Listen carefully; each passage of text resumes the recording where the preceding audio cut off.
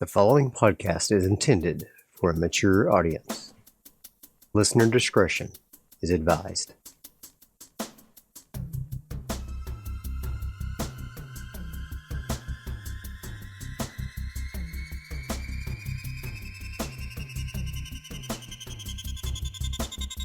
Welcome to Alone in the Realm, a premium solo TTRPG podcast. I'm DV, your humble GM and adventurer. Alone in the Realm is a podcast where we let the dice drive the story, and we are along for the ride. No characters beyond death, and we let the dice lay where they fall. We'll be playing Mothership by Tuesday Night Games, and the Mega Dungeon module, Gradient Descent, by Luke Gearing.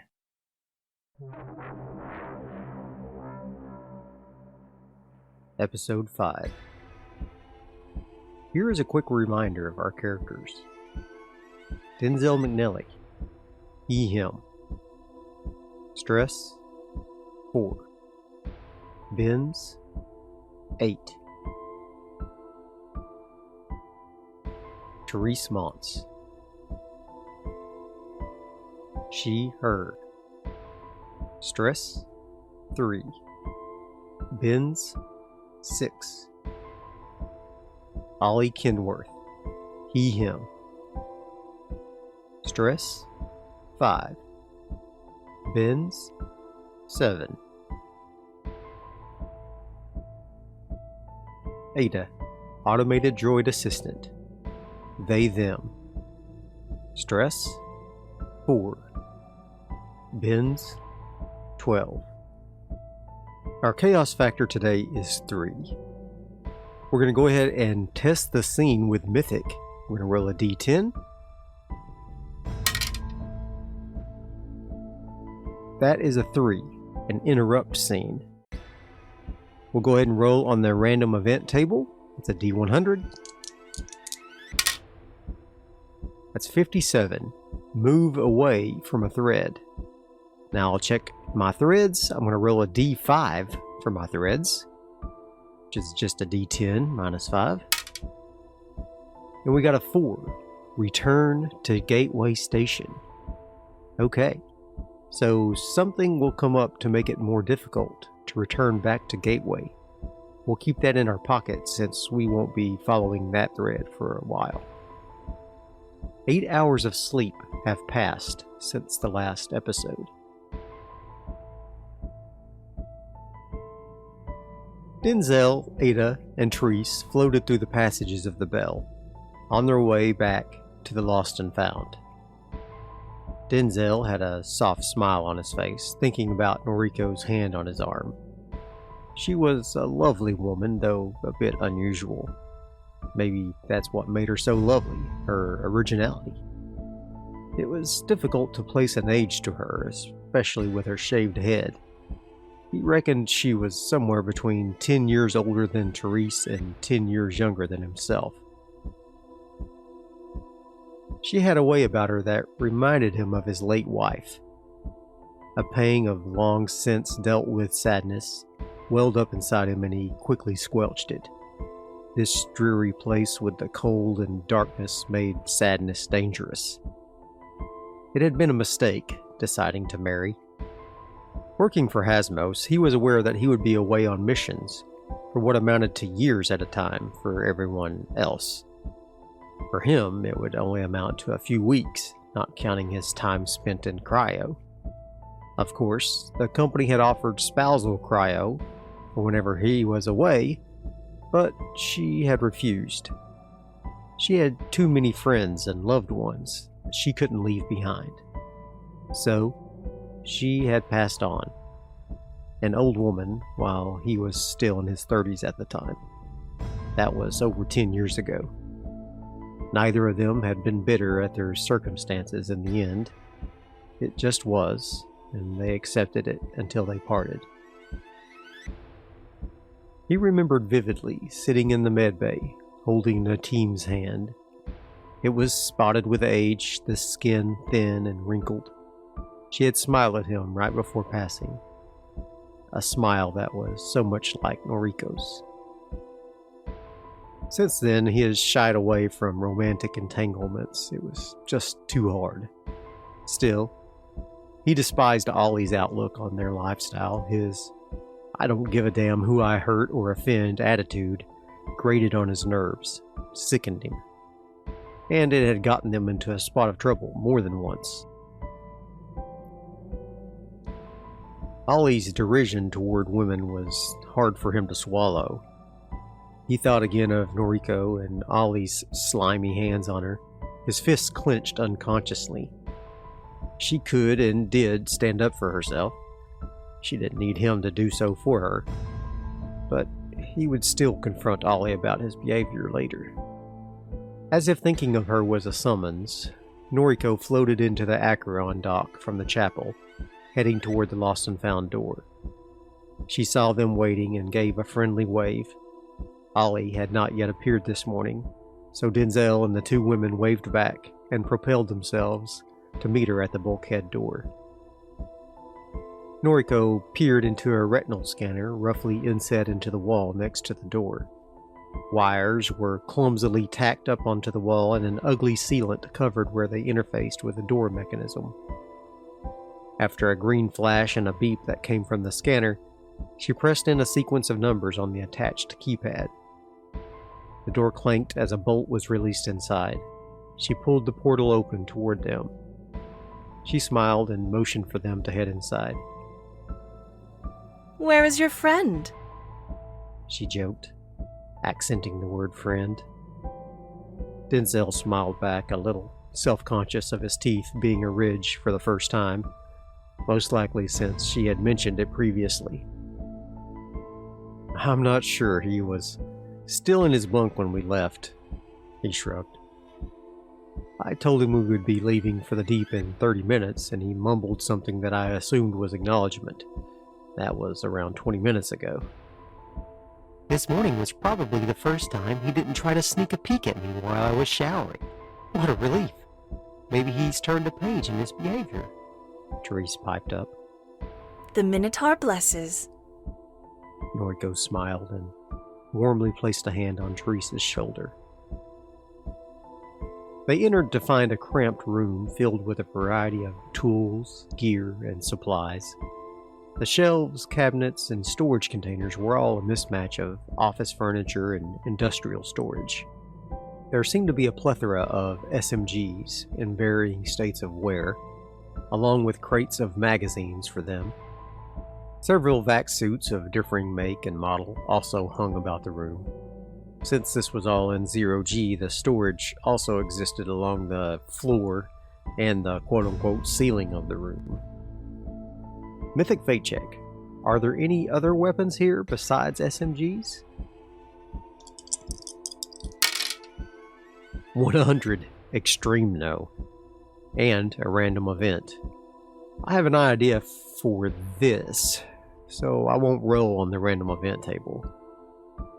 Noriko grabbed a personal computer terminal, PCT for short, hanging inside the door, and began typing into an inventory database. "Oh," she said, surprised. "Someone else took the cybernetic scanner already." Denzel frowned. "Looks like Arcady handled the transaction a few hours ago." Damn. I don't guess we could really afford the expenditure at this time anyway, but I still would have liked to get my hands on one. "I'm sorry, Denzel." Noriko looked genuinely sad that she had disappointed him. "That's okay. We'll see what else you have here," he lisped, though he was getting better at pronunciation now than he used to be. They began to guide their flashlights around the room, looking at all the available gear. Therese, make a fear save. 56 versus 27. Fail. +1 stress. Therese's stress is now at 4. Therese let out a shriek and everyone jumped. Well, they're in 0G, so they flinched. There in the beam of her flashlight was a worn blue vac suit and bubble helmet hanging from the ceiling. The way it drifted in the low light, it almost seemed to be reaching toward them. The others saw the suit and immediately tried to calm Therese down.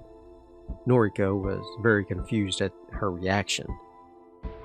Mythic fate check. Does Therese flee the room? Very likely. 70 versus 50. No. Sorry, it's just... And she fingered the scar on her throat. Ada and Noriko both embraced her and murmured some comforting words. It's okay, Therese. It's not him. He can't hurt us anymore. Denzel clumsily tried to reassure her. She wiped a tear from her face before it could float away and nodded. Who? Ollie said from the doorway. They all turned and scowled at his bad timing. About time you showed up, Denzel snapped. Is Arcady back with the shuttle yet? You can plainly see he isn't. Knock it off with the deflections. Why is Therese upset? Ollie asked, his brows lowered. Denzel realized that everyone was a little on edge, and he tried to de-escalate the situation. He pushed himself out of the room toward Ollie. She saw a suit that looked like the slasher from Hodder in there, he whispered. Oh, damn, Ollie responded. No wonder. He cleared his throat. Listen, I was thinking this morning after a really rough night. I know I hadn't been the most pleasant person to be around. I'm going to make an effort to be better. I just wanted to tell you that. Denzel, of course, had no idea this change in heart might have been from Ollie's late-night visit from Noriko. Ollie was far too ashamed to admit that. So Denzel was shocked. He realized his mouth was hanging open and he closed it with an audible click. That's good, Ollie. I think this will benefit all of us. Make us a more cohesive team. Ollie nodded. Yellow hazard lights began to flash and the door leading to the docking pad automatically closed. Denzel pushed himself over to look through the plexi porthole in the door. The iris that kept the vacuum of space at bay slid open and Arcady guided his shuttle in for a landing. The iris closed once again, and after a few moments, a buzzer sounded. The yellow lights ceased. Mythic fate check. Did he just deliver other divers to the deep? Nearly certain. 6 versus a 65. Extreme yes. Their ship is docked in the nozzle of the Bell, and they are the crew that bought the cybernetic diagnostic scanner. Arcady soon exited the ship and passed through the bulkhead door into the chamber with Denzel and Ollie. Oh, hello, sleeping beauties. You wake up earlier and save me a trip next time, yes? He laughed at his own joke. New divers have arrived, I guess? Denzel asked. Divers, yes. New, no. They been here before. Make lots of money, spend money, come back to see Arcady. I go grab a bite to eat. If you're ready when I return, we go to deep, yes? That would be great, yeah. See you in a few minutes, Arcady. And Denzel pushed back over to the lost and found room. Arcady's back. He just took some divers over to the deep. He's gonna eat something and then take us over. Did you find anything we needed? He asked the others. Mythic fate check. Did Ada or Therese find something they need? Unlikely. 26 versus 15. No. They both shook their heads and floated out of the room. Therese pointedly ignored Ollie. Noriko smiled at him broadly and asked if he slept well last night. Ada looked at her quizzically. No, not really, Ollie responded. Mythic fate check. Did Ada hear the conversation between the two of them, since androids don't really need sleep? 64 versus 25. No. She must have had her sensors off for resting. Noriko smiled wider, if that's even possible.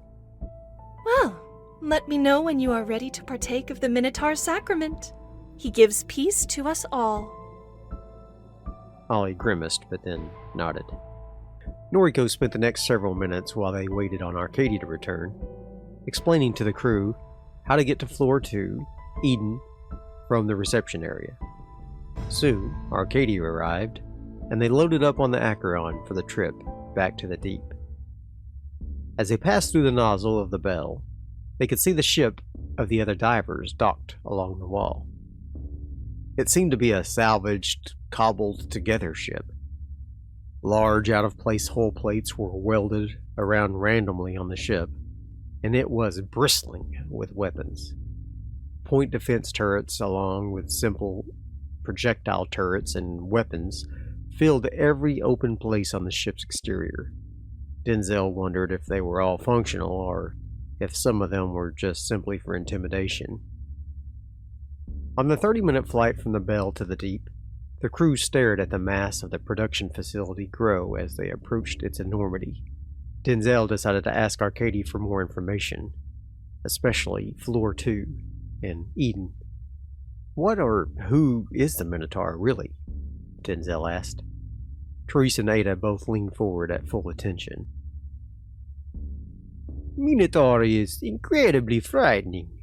Horrible figure. But Noriko says it is peaceful. He shrugged. Who am I to say different? I was not as impressed as she. But you have seen him, correct? Ada pressed for more. Oh yes, I have wandered flesh maze. I never make it to peaceful core like Noriko. No, it was all angry and drawled Minotaur to me. Very frightening, but it did no harm. He shuddered, remembering. I hope we can find him, Therese said with an air of reverence. Eden is a strange place. Lots of androids there. Chosen and others. And other things. Denzel glossed over the mention of the chosen, whatever that was. He was already thinking about the other crew of divers Arcadia had just dropped off. What about the other divers? Are we likely to run into them on floor 1? Ollie nodded at Denzel's sensible question. No, not likely. They wanted to be dropped at engineering, where you arrived. Oh, that's good at least. I don't want any misunderstandings. Denzel sighed with relief. If you go back to floor 6, do not touch any steel wires. They bring Hunter. Wait, who's Hunter? What else have you not told us? Tell us everything you can think we might need to know. Denzel was feeling a little bit frazzled and overwhelmed before they even arrived. Tell you everything? You want to marry me and spend the rest of days together talking? Take lifetime to tell you everything. You would think most of it nonsense until you in right situation. He chuckled again and mumbled the word everything. I suppose that's true, Denzel said, rubbing his chin. Is there anything else about reception we should know? Be careful at security checkpoints. Do not try to hide weapon. If you want to go past, just put them in lockers and get them later. Give up our weapons? Are you crazy? Ollie blurted out. That's suicide. You face security androids with GPMG. That's suicide, Arcadia shot back. You know nothing, Doctor. Okay, well, good to know. What else? Denzel tried to move the conversation further. What else? Don't be violent unless life depends on it. Monarch does not like station or androids to be damaged. That makes sense. We'll be careful. One last thing. Remember, Monarch will try to manipulate you. Do not believe all you see. Arcady shook his finger at them without looking away from the controls of the shuttle. Arcady? Noriko told us Monarch hates the Minotaur. Why is that? Ada inquired. Monarch hates all, except Monarch. The words hung heavy in the air, and they finished the remainder of the trip in silence. They slid into the docking bay not long after, Arcady referring to it as the visitor's dock. As they approached the pad, a massive claw-shaped docking arm locked onto the shuttle and automatically guided it into the pad with a loud thunk. A rigid umbilical tube of brown plastic extended and connected to the airlock of the ship. Good luck on dive. When you're ready, give me call and I will pick up here. He did not turn around as he spoke. Okay, thanks, Arcady. Everyone, keep on your toes. Let's do this. And Denzel opened the door of the shuttle. The umbilical had an unpleasant chemical odor mixed with the smell of stale sweat. It was covered with various bits of graffiti. The words and drawings were written in a variety of styles and colors. Therese ran her fingers across a large purple heart that reads, "You got this." Ada took note of one of the opposite sentiments.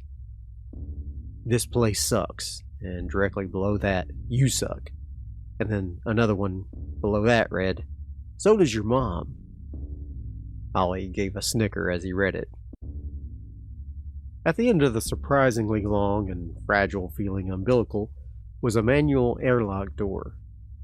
Ada stepped forward and cranked the large wheel lock.